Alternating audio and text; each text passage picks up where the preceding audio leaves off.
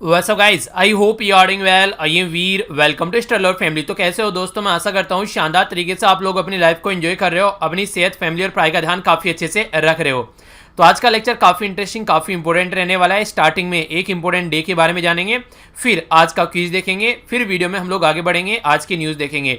आज का जो ये लेक्चर हमारा होगा, अगर वीडियो के एंड में अगर आप लोग क्विज का आंसर देना चाहते हैं तो कितने अच्छे से आप लोग आंसर दे पाएंगे वो डिसाइड करेगा कि ये लेक्चर कितने अच्छे से आप लोगों ने सुना है। तो टकटकी लगाकर लेक्चर को सुनना है।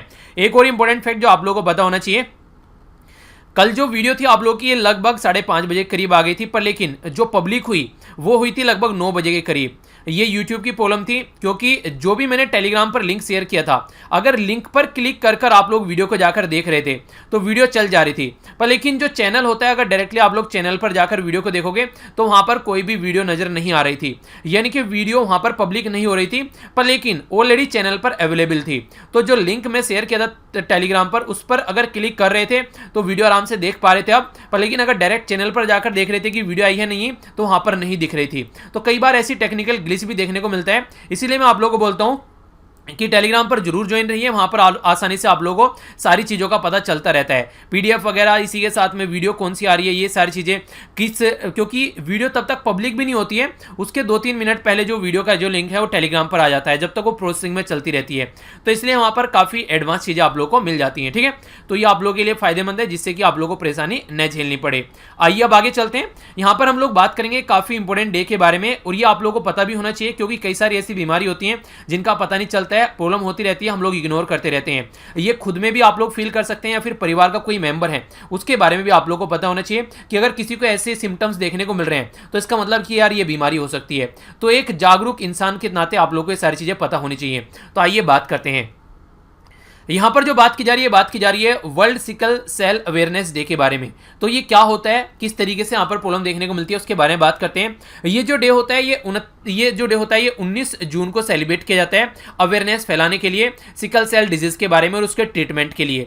जो यहाँ पर सिकल सेल, जिसको आप लोग डिजीज बोलते हैं, जिसको शॉर्ट फॉर्म में SCD बोलते हैं, ये एक तरह की जेनेटिक बीमारी है। जेनेटिक बीमारी कौन सी होती है? जो माता पिता से लगती है। ठीक है, तो जेनेटिक एबनॉर्मलिटीज है जो कि हीमोग्लोबिन से रिलेटेड है। यहाँ पर हीमोग्लोबिन एक तरीके से आप लोगों को पता है, हमारी बॉडी में जो ब्लड होता है, यानी कि जो खून होता है हमारा, वो ऑक्सीजन कैरिंग कैपेसिटी रखता है, यानी कि ऑक्सीजन पहुंचाता है पूरी बॉडी में, और आप लोगों की जो बॉडी है वो तब अच्छे से परफॉर्म कर पाती है। तो ये जो ऑक्सीजन कैरिंग जो प्रोटीन होता है, फाउंड किया जाता है रेड ब्लड सेल में, जिसको शॉर्ट फॉर्म में आप लोग RBC बोलते हैं। ठीक है, RBC आप लोगों ने सुना भी होगा।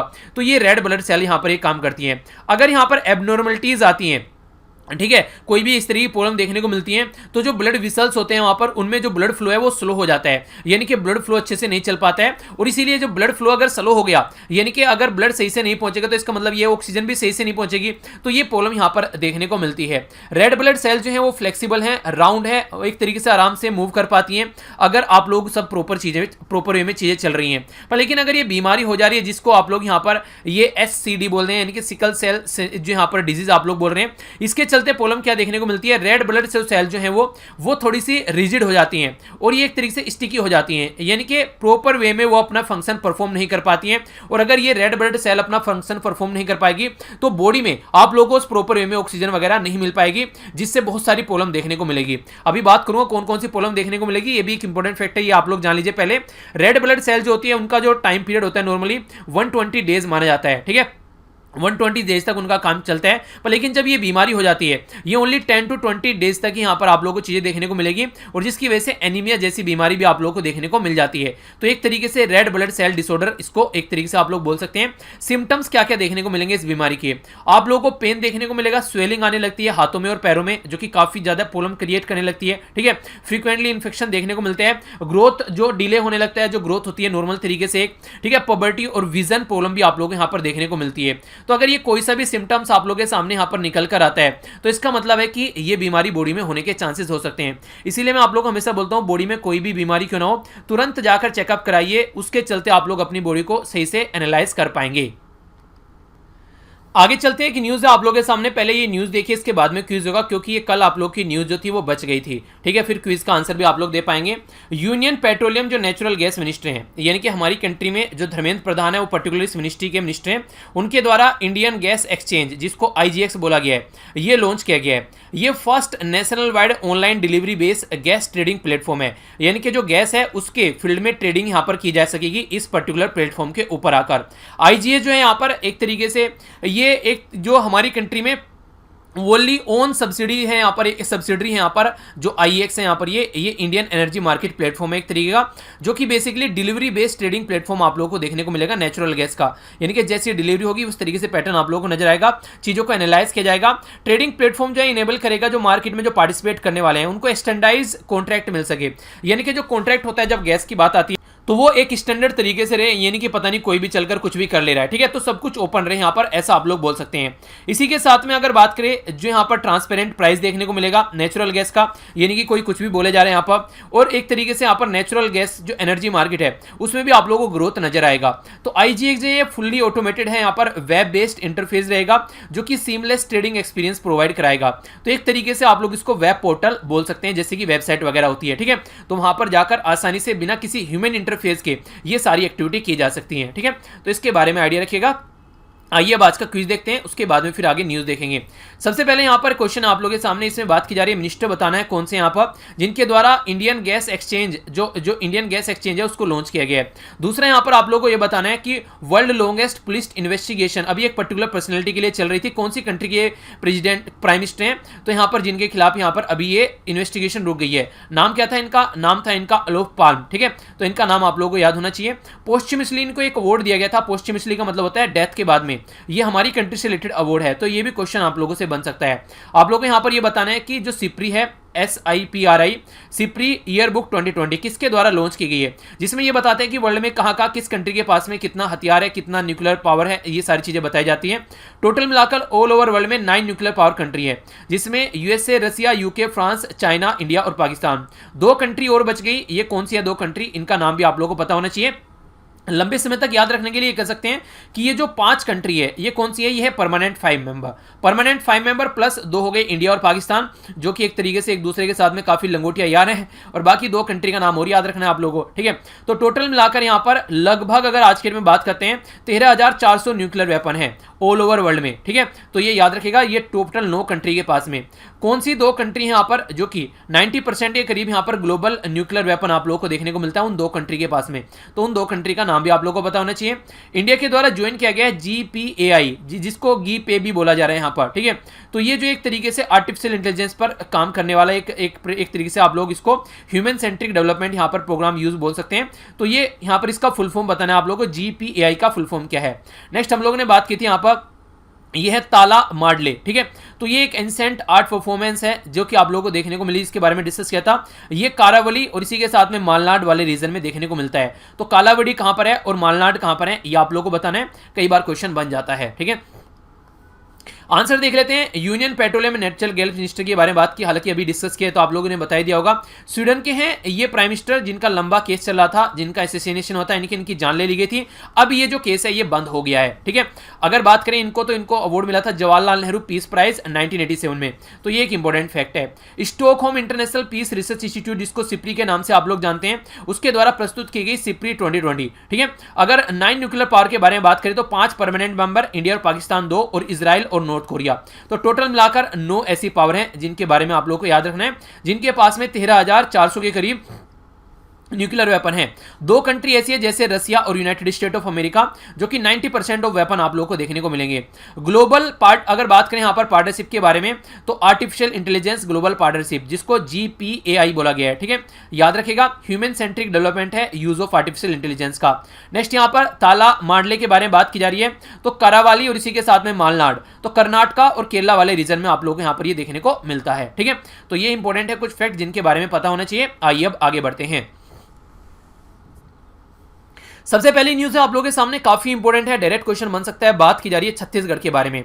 छत्तीसगढ़ पहले आप लोग एक बार देख लीजिए लोकेटेड कहां पर है, तभी आप लोग इसको अच्छे से कोरिलेट कर पाएंगे। तो ये हो गया हमारी कंट्री में छत्तीसगढ़, ठीक है। तो यहां पर आप लोग देखते हैं तो छत्तीसगढ़ हो गया यहां पर, जिसको मध्य प्रदेश से अलग कर एक नया राज्य बनाया गया था। किस ईयर में बनाया गया था ये आप लोग बताइएगा, ये क्वेश्चन है आप लोगों के लिए। तो यहां पर देखिए सबसे पहले बात की जा रही है छत्तीसगढ़ के द्वारा, यहां पर ये बात की जा रही है स्पंदन के बारे में। स्पंदन करके यहां पर एक कैंपेन लॉन्च किया गया है, जिसमें यहां पर ये जो पुलिस पर्सनल हैं जो डिप्रेस्ड होते हैं और स्ट्रेस में रहते हैं, उनको कैसे सही किया जा सकता है उसके ऊपर फोकस दिया जाएगा। 50 के करीब पुलिस पर्सनल जो है इंक्लूडिंग पैरामिलिट्री फोर्स, ये रिसेंटली अभी सुसाइड कमिट कर चुके हैं, ठीक है। तो छत्तीसगढ़ में अभी आप लोग देखें यहां पर पास्ट 2 ईयर की यहां पर बात की जा रही है। तो इसके बारे में अगर आप लोग बात करते हैं तो जो जवान है यहां पर ये, तो एक तरीके से अभी ओपन फायरिंग कर दी अपने कलीग के ऊपर भी, यानी कि साथ रहने वाले पर्सन के ऊपर भी ओपन फायरिंग कर दी। तो ऐसी ऐसी भी दुर्घटनाएं अभी देखने को मिली। तो इसके चलते कोशिश ये की जा रही कि इस एक्टिविटी को रोका जाए। तो छत्तीसगढ़ पुलिस के द्वारा एक एक्शन प्लान प्रिपेयर किया गया, जिसका नाम रखा गया स्पंदन। ये जो एक्शन प्लान होगा इसमें योगा की क्लास रहेंगी, म्यूजिक थेरेपी रहेगी, इसी के साथ में इंटरेक्टिव प्रोग्राम रहेंगे और काउंसिल रहेगी। देखिए ये बेसिक पर्पज ये होता है कि कोई भी इंसान अगर फ्रस्ट्रेशन में होता है, सुसाइड करता है, कोई ऐसी हरकतें देखने को मिलती हैं, तो बेसिक पर्पज ये होता है कि उसको रोका कैसे जाए, तो उसका माइंड वहां से हटाना पड़ेगा, तो तब ये चीजें सुधरेंगी थोड़ी सी, ठीक है। अगर इसके बारे में बात करें तो सीनियर पुलिस ऑफिसर जो है यहाँ पर, जैसे कि वो जो सीनियर पुलिस ऑफिसर है वो भी पुलिस लाइन में, पुलिस स्टेशन या फिर दूसरे एरिया में आप लोगों को जाते हुए नजर आएंगे, ठीक है। तो ये भी एक इंपॉर्टेंट फैक्ट है। स्पेशल ऐप भी आप लोगों को यहाँ पर देखने को मिलेगा जो कि मॉनिटर करेगा इन सब सिचुएशन को। तो ये पुलिस पर्सनल जो पुलिस हेडक्वार्टर लेवल पर, ठीक है।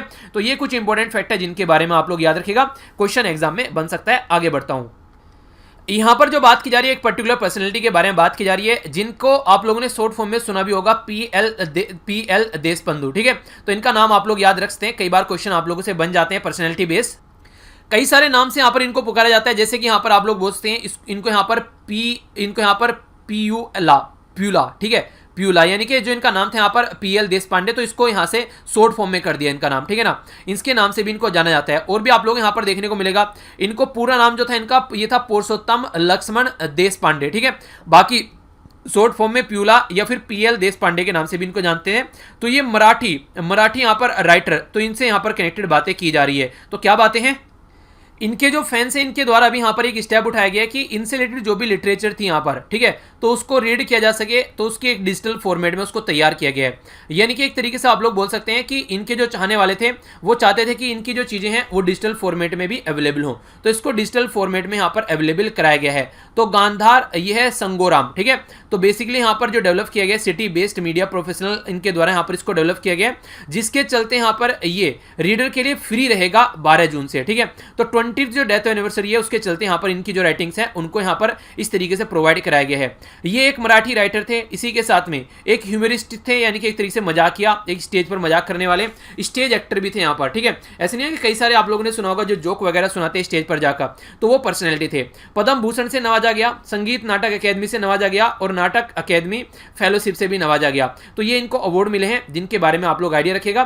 तो ये कई बार ऐसे जो पर्टिकुलर पर्सनैलिटी न्यूज में होता है तो बैकग्राउंड में इंफॉर्मेशन पूछ ली जाएगी कि किस पर्टिकुलर ये लैंग्वेज से रिलेटेड थे, तो मराठी से रिलेटेड थे ये, ठीक है। आगे चलता हूं, नेक्स्ट यहां पर बात करते हैं, ये जो न्यूज़ है यहां पर बात की जा रही है सेल्यूलर फॉर, यहां पर सेंटर फॉर सेल्यूलर फॉर, ये है बेसिकली मोलिकुलर बायोलॉजी, यानी कि जो इस पर्टिकुलर एरिया में रिसर्च करते हैं मोलिकुलर बायोलॉजी में, उनके द्वारा बात की जा रही है कि new low cost and low tech required test यहां पर तैयार किया गया है सार्क कोविड-19 से लिए, यानी कि यहां पर सीवियर एक्यूट रेस्पिरेटरी जो कोविड यानी कि कोविड-19-2, ये बेसिकली वायरस का नाम है, कोविड-19 बीमारी का नाम है और SARS-CoV-2 वायरस का नाम है। तो ये कंफ्यूजन आप लोगों के माइंड में नहीं होना चाहिए, बिल्कुल क्लियर होना चाहिए। तो इसका टेस्ट के लिए किट तैयार की गई यहाँ पर, ठीक है। जो बेसिकली यहाँ पर ये काम करने वाली है, ये बेसिकली इसको रिवर्स ट्रांसक्रिप्ट, ये है यहाँ पर नेस्टेड पॉलीमर चेन रिएक्शन, जिसको RT-NPCR टेस्ट के नाम से जाना जाएगा, ठीक है। तो क्वेश्चन बन सकता है कि ये RT-NPCR टेस्ट किसके द्वारा डेवलप किया गया है, तो यहाँ पर centre for cellular and molecular biology के द्वारा तैयार किया गया है। तो Indian council of medical research जो है वो रिकमेंड करती है ओनली रिवर्स ट्रांसक्रिप्ट जो क्वांटिटी है पॉलीमर चेन रिएक्शन के लिए। तो जो टेस्ट है नोवल कोरोना टेस्टिंग के लिए, यहाँ पर ये जो है अभी देखते हैं आगे कैसे इसको यूज किया जाता है। आज के डेट में यहाँ पर जो रिसर्चर हैं जैसे कि इसके ऊपर जो काम कर रहे हैं इसके ऊपर, इस टेस्ट के ऊपर, तो आगे कैसे इसको यूज किया जाना है, ठीक है।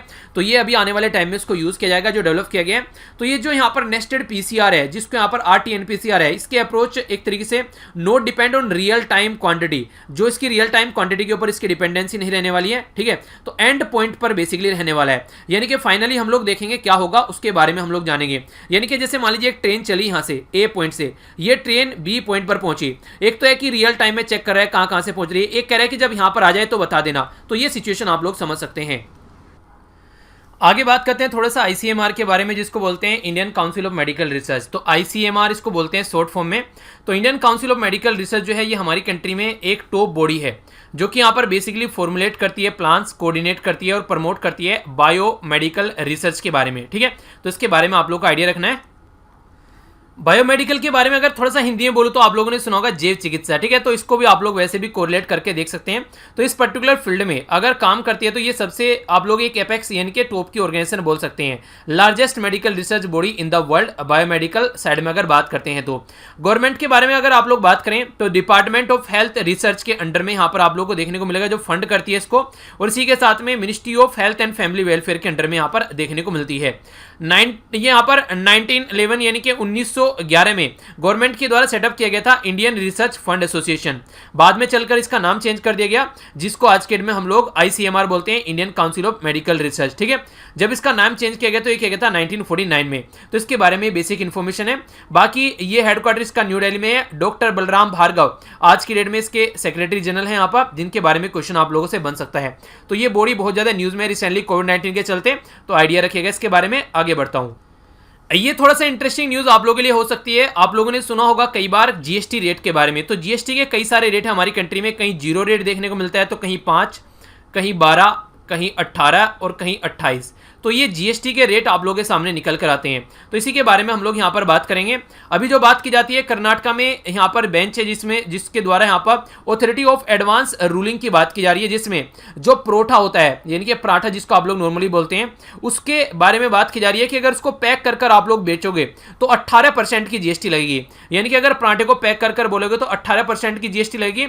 अगर पराठे को वैसे ही आप लोग खा रहे हैं तो यहाँ पर आप लोगों की 5% की जीएसटी लगेगी, ठीक है। नॉर्मली अगर उसको परोसा जा रहा है रेस्टोरेंट के अंडर में तो 5% की जीएसटी लगेगी।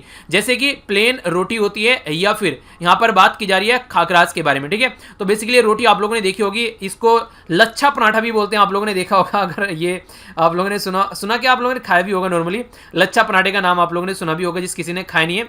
तो उसको यहाँ पर बेसिकली बताया जा रहा है। कई बार क्या रहती है चीज़ें जो रहती है इनमें कई बार चीज़ों को भरकर, जैसे अगर बात करें तो क्या करते हैं, जैसे कि मैदा हो गया, ठीक है, ऑयल हो गया, घी हो गया, वाटर हो गया, उनको मिक्स कर भी यहाँ पर बनाया जाता है। और वैसे परोठे आप लोगों ने देखा होगा, जो पंजाबी परोठे के बारे में आप लोगों ने सुना होगा, जिसमें आलू वगैरह, पनीर वगैरह या फिर मिक्स चीजें भरकर बनाई जाती है। तो उसके बारे में आप लोगों ने बेसिकली पढ़ा क्या, सुना क्या, खाया भी होगा, ठीक है।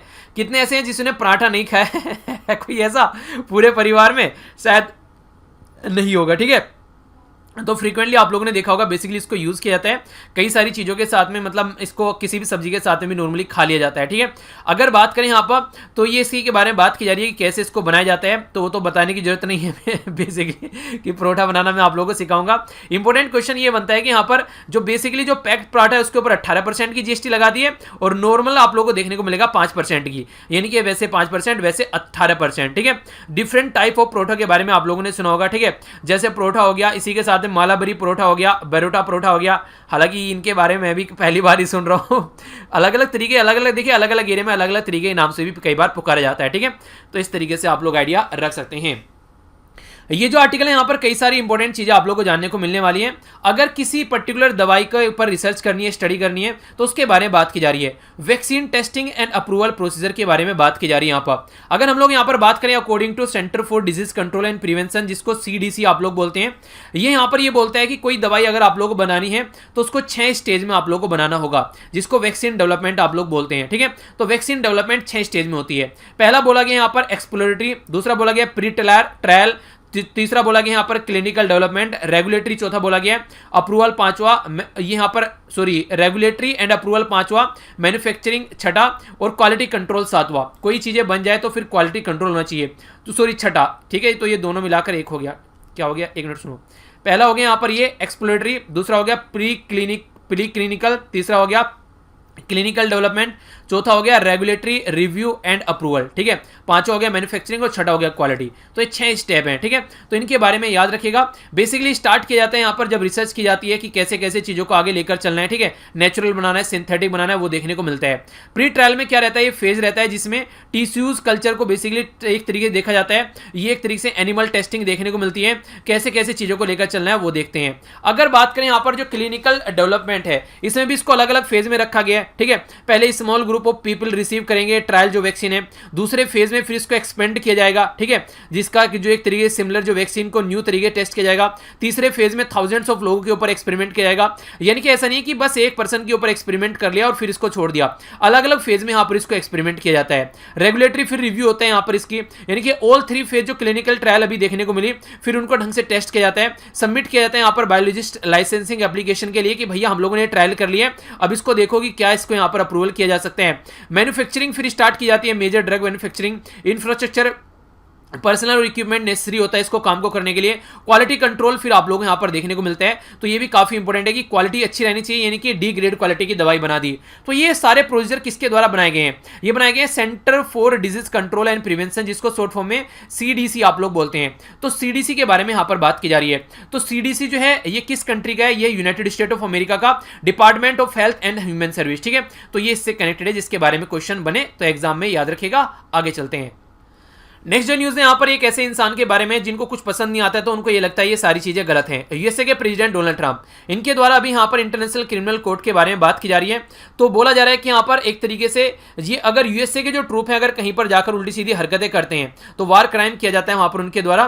तो यहाँ पर ये क्या बोलते हैं, अगर कोई इनके खिलाफ कुछ भी बोलता है कि ये ऑर्गेनाइजेशन सही नहीं है, तो यूएसए के प्रेसिडेंट डोनाल्ड ट्रंप के द्वारा ऑथराइज किया गया sanction against international criminal court. बोला जा रहा है कि ये यहाँ पर इन्वेस्टिगेट कर रहे हैं कि वॉर क्राइम किया गया यूएस ट्रूप्स या फिर उसके अलाई फोर्सेस के द्वारा अगर कहीं पर तो इंटरनेशनल क्रिमिनल कोर्ट जो है यहाँ पर ये परमानेंट जुडिशियल बॉडी है, जो कि तमिलनाडु, जो कि यहाँ पर तमिलनाडु नहीं, द हेग में देखने को मिलेगी, ये बेसिकली नीदरलैंड में, ठीक है।